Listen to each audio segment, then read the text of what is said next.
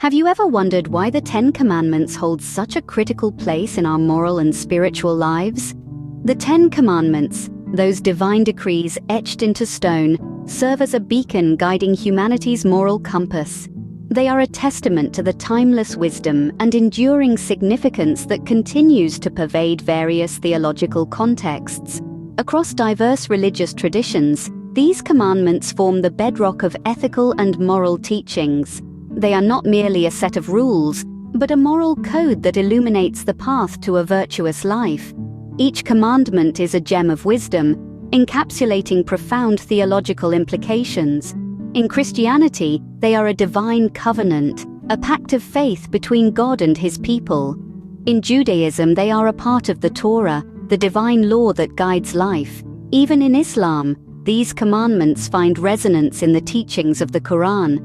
Each commandment in its own unique way challenges us to introspect, to question, and to strive for a life of righteousness. They call us to honor our bonds with God, with others, and with ourselves. From respecting our parents to refraining from bearing false witness, each commandment is a stepping stone towards a life of integrity and virtue. But why are these 10 commandments so crucial? Why have they endured through centuries, maintaining their relevance in an ever-evolving world? The answer lies in their universality. These commandments transcend cultural, religious, and temporal boundaries. They provide a universal framework for ethical living, one that is as pertinent today as it was thousands of years ago. This video, dear friends, is an invitation to explore, to delve deeper into each of these commandments. We will dissect their theological implications, unravel their profound wisdom, and understand their enduring relevance. This journey isn't merely about understanding these commandments, but about internalizing their wisdom and allowing it to guide our lives. So, embark on this enlightening journey with me as we explore the profound depths of each commandment. The first commandment instructs, "You shall have no other gods before me." This simple yet profound decree establishes the bedrock of monotheism, a concept deeply intertwined with the theological underpinnings of many faiths. It underscores an essential truth, the uniqueness and singularity of God. Delving deeper, we understand that this commandment isn't just about acknowledging the existence of one God. It's a call for exclusive allegiance, a directive to place God at the center of our lives, ahead of all else. It's a commitment to uphold the sovereignty of God in our thoughts, actions, and interactions. This commandment forms the basis of faith for believers. It serves as a compass guiding our moral and spiritual journey, shaping our relationship with the divine. It's a testament to the power of belief, the strength of conviction, and the sanctity of religious devotion. Thus, the first commandment serves as a divine reminder of our singular devotion to God. Moving on, the second, third, and fourth commandments focus on respect for God's name, the Sabbath, and the sacredness of worship. The second commandment comes with a stern warning: "You shall not misuse the name of the Lord your God." This isn't just about word usage, it's about how we represent God in our actions and attitudes. When we claim to follow God, yet act in ways that contradict His nature, we misuse His name. This commandment urges us to live in a manner that reflects the character of God. It's about integrity and authenticity in our faith walk. Next, we have the third commandment: remember the Sabbath day, to keep it holy. This commandment reminds us of the importance of rest, reflection, and reverence. The Sabbath is not just about taking a day off, but about dedicating time to our spiritual health and connection with the divine. It's a day set aside to celebrate God's goodness and to recharge our spiritual batteries. The fourth commandment states, "You shall not make for yourself an idol." This is a call to maintain the purity and authenticity of worship.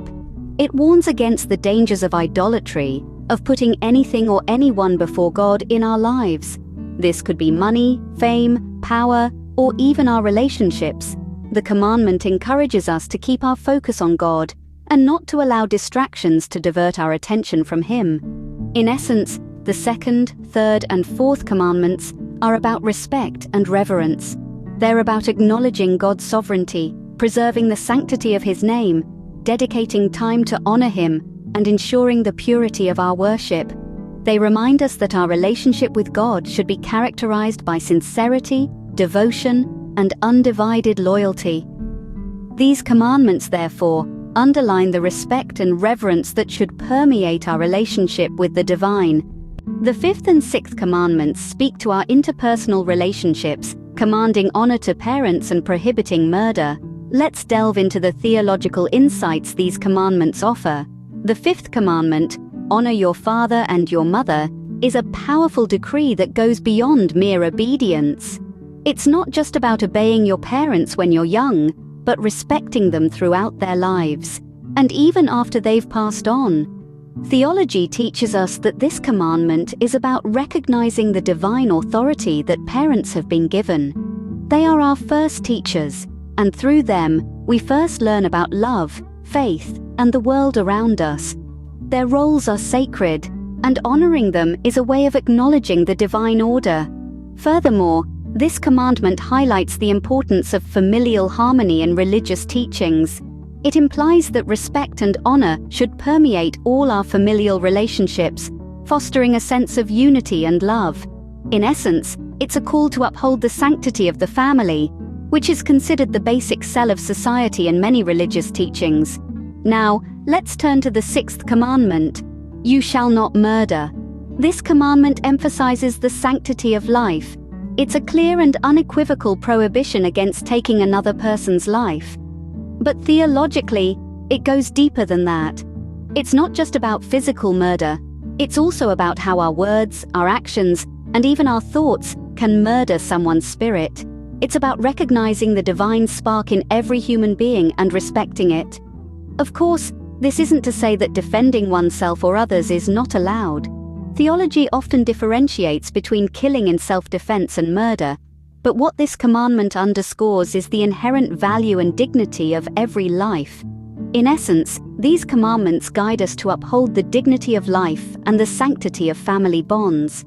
They remind us of our responsibilities towards our parents, our family, and our fellow human beings. They call us to honor, respect, and cherish the life that has been given to us and the lives of those around us. The last four commandments instruct against adultery, theft, false testimony, and covetousness. Let's delve deeper into these commandments.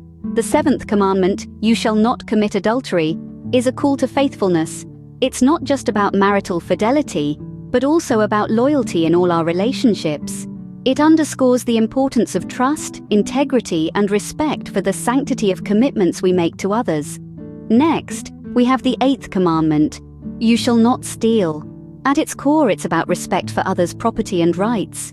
It goes beyond the literal act of theft, extending to any form of dishonest gain.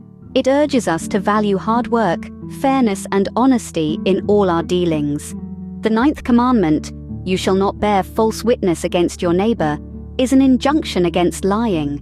It's not just about avoiding perjury in a court of law, but also about speaking truthfully in our everyday interactions. It asks us to uphold truth and honesty, recognizing that lies can lead to harm and discord. Finally, the 10th commandment, you shall not covet anything that belongs to your neighbor, is a call to contentment. It asks us to avoid envy and greed, to appreciate what we have rather than longing for what others possess.